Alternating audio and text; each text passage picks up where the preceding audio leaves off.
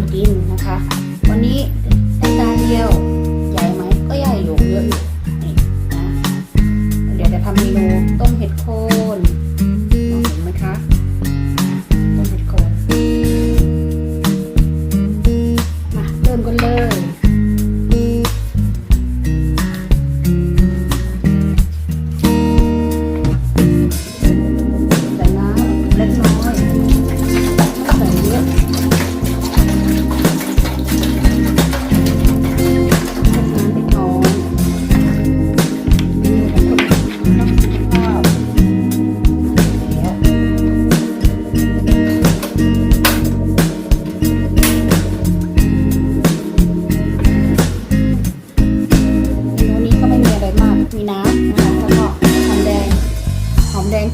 ทุบๆซะหน่อยนะคะให้มันกลิ่นออกใส่เลยเสร็จแล้วรอเกลือก็ไม่ต้องใส่เพราะว่าเราจะใส่หอมแดงน้ำแล้วก็ซีอิ๊วขาวนะคะอันนี้จะเป็นสูตรเขาเรียกว่าอะไรนะ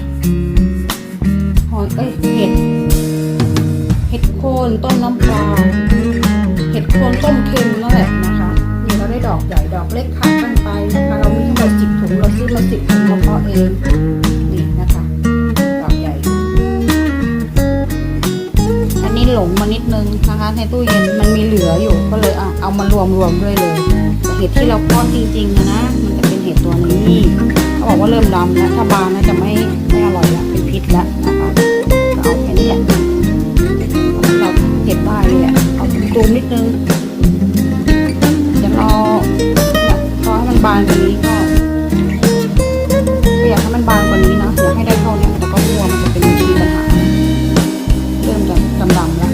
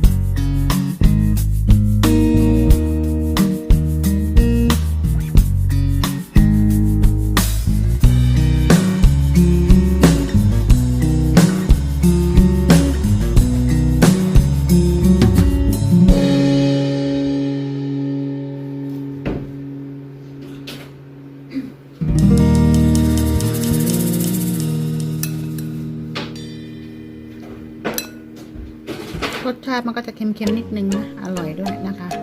หวานเนี่ยคือมันหวานออกมาจากเห็ดแล้วก็ซีอิ๊วขาว